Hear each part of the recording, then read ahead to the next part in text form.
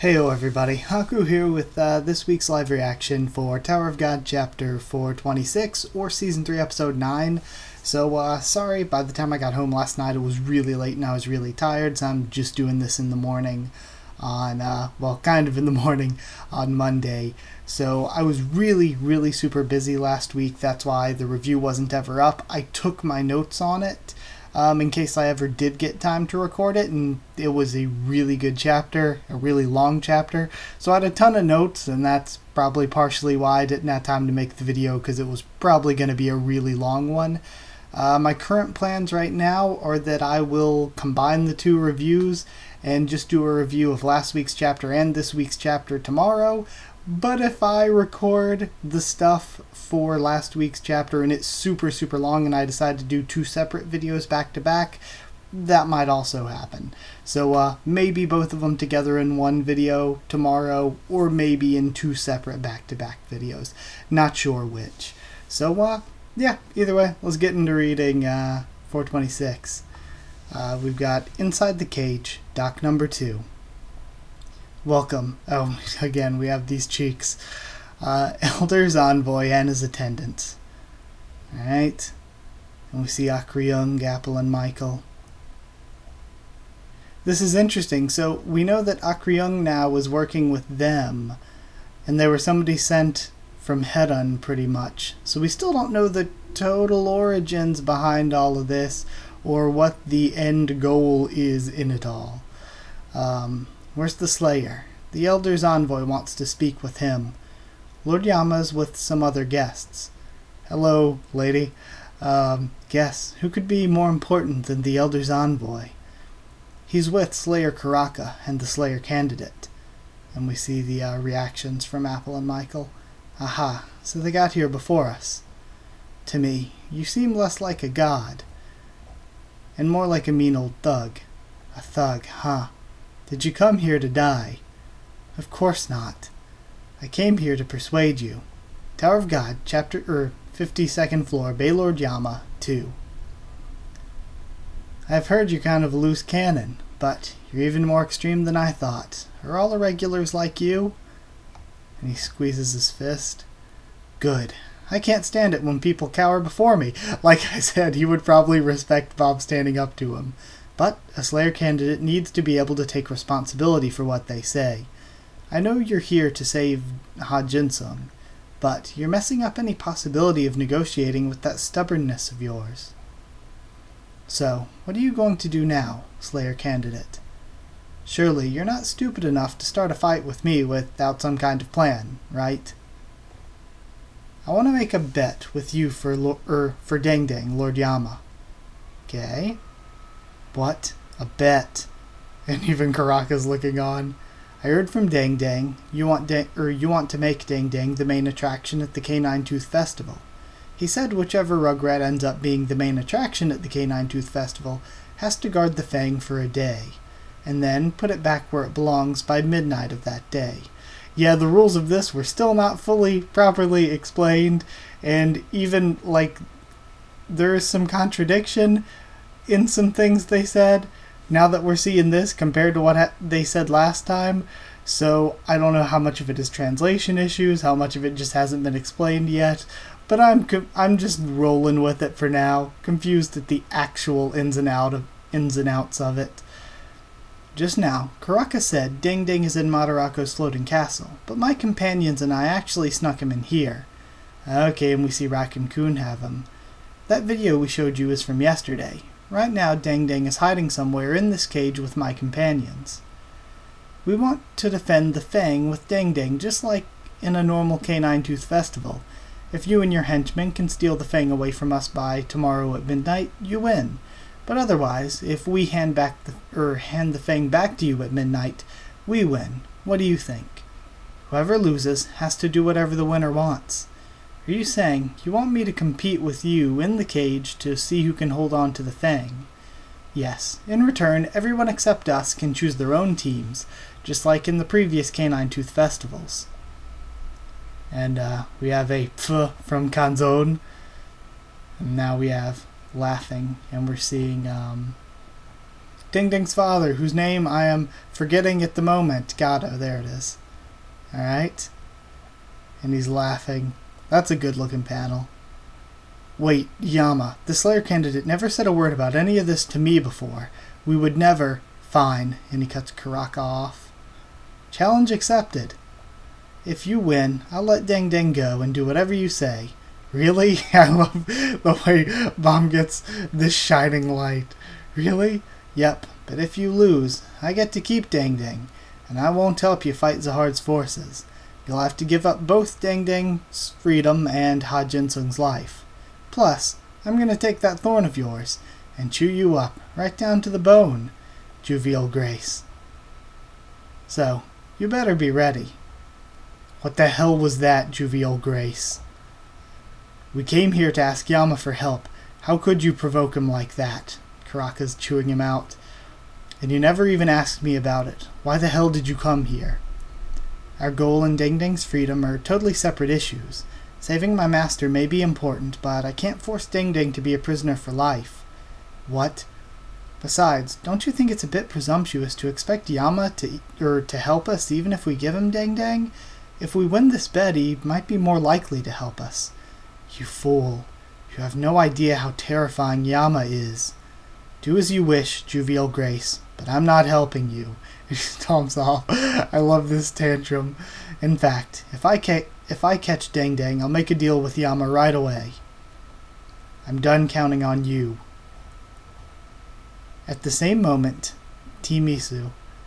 Business area in the cage. Wow, this place is amazing. We see Hatsu and Chip there.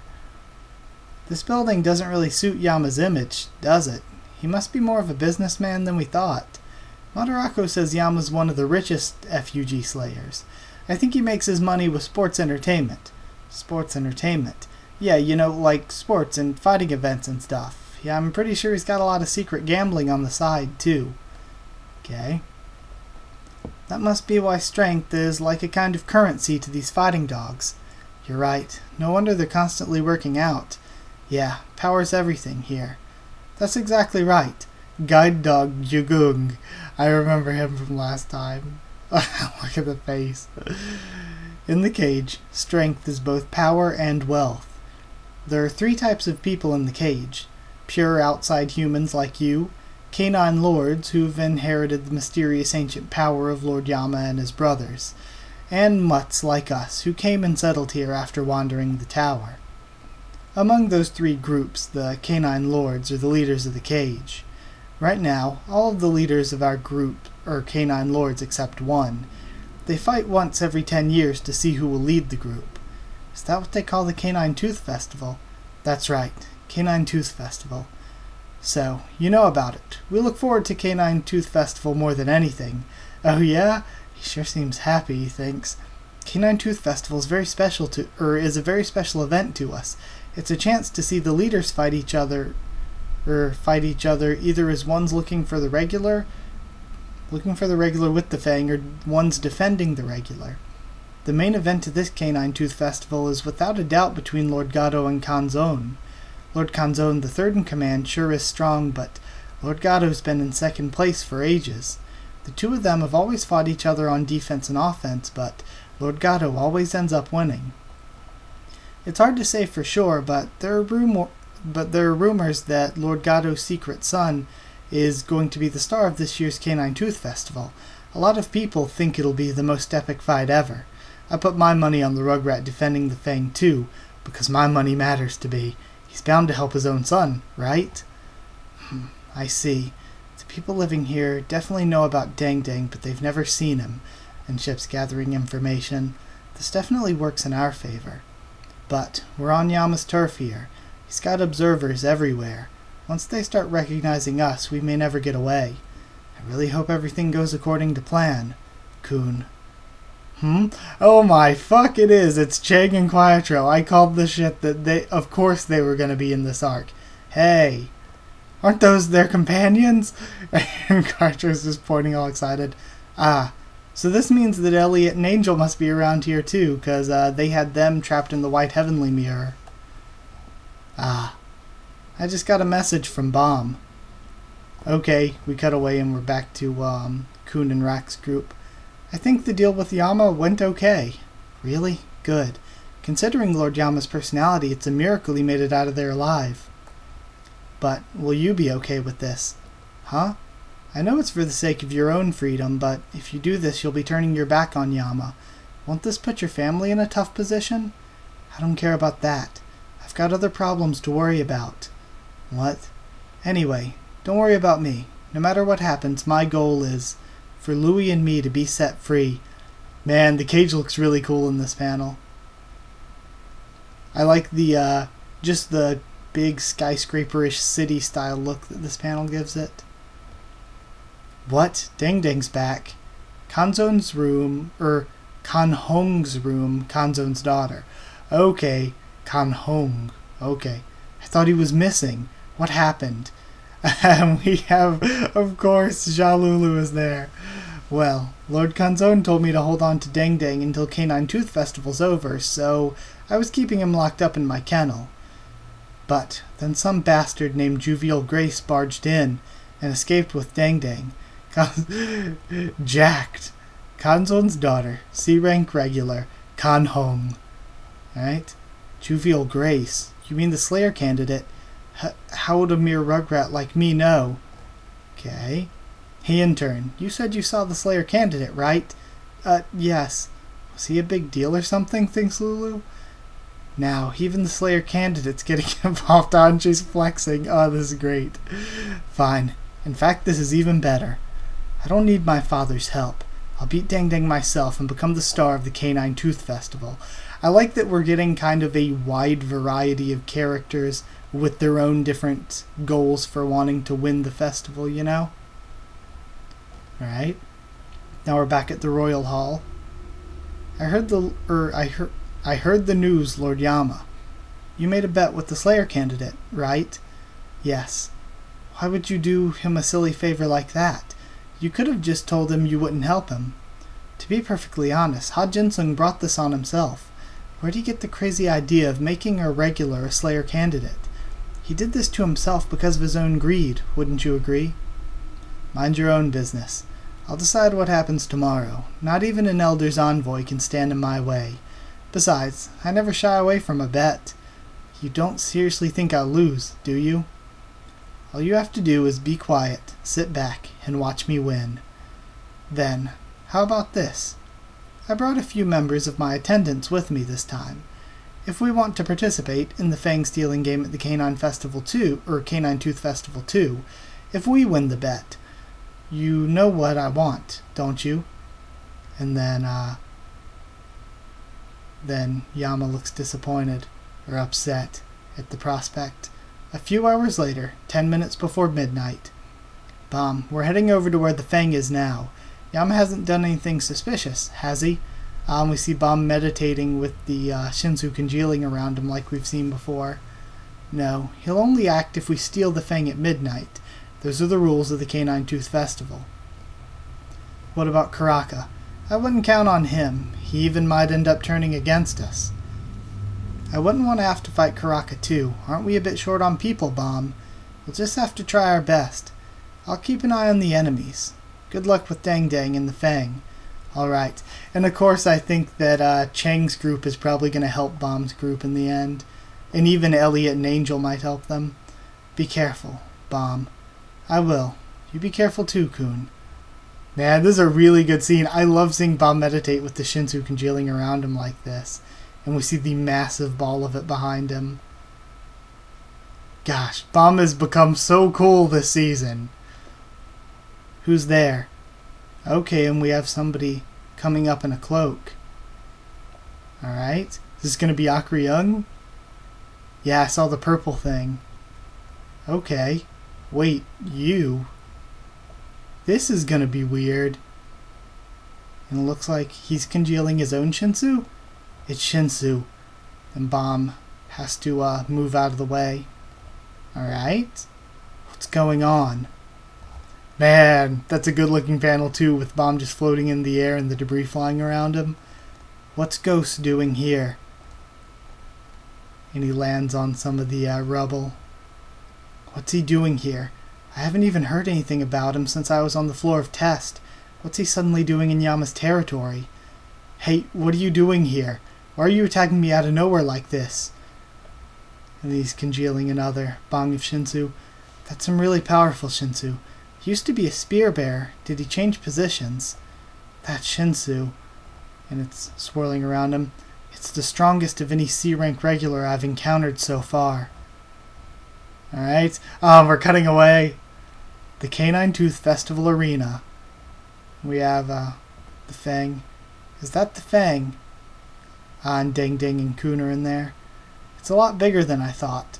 That monster sleeping under it must be absolutely massive. Yeah, some people even say that's actually a smaller version of the real Fangs. I hope the monster gets released and it's just like a huge big cool thing. I don't know. There's so many things that could be done with this arc. Well, it's midnight. Are we supposed to take the Fang now? Yep, you can put it in your lighthouse if you want. Just take it out when you hand it over to Lord Yama tomorrow at midnight when the arena's packed with people. Alright, then let's... You got here right on time. OF, you're still as punctual as ever. Long time no see. And we have Apple and Michael. And somebody else, I don't think it's Rachel. I think Rachel's still going to be with Gustang. So this is going to be somebody from the past, probably. But I'm not sure who yet. Gosh, I'm not sure who would be working with them. It's too tall to be the return of Daniel, because Daniel was really short. Yeah, I can't think of who it would be right this second. Maybe by the time I take my notes and get the review, I'll have some good guesses.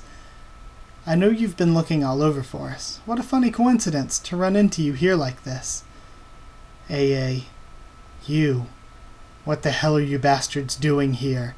And I love that he's the one meeting back up with them because of how they betrayed him. So good. So good. Alright. So, that was another good chapter like last week. I really like the way we have so many groups of characters going on and so many different objectives from all of them. Introducing Kanzone's daughter. We know that Kanzone has his own reasons for probably both wanting to take down Gado because he's sick of being stuck in third, but also because Gado's son winning this would basically cement Gado's legacy and also elevate his son's position in the gang a lot. So, yeah, it's probably one of Kanzone's main goals. We know that Chang and Quattro are here. The last time we saw Elliot and Angel, they had them trapped in the White Heavenly Mirror, so they're probably here too.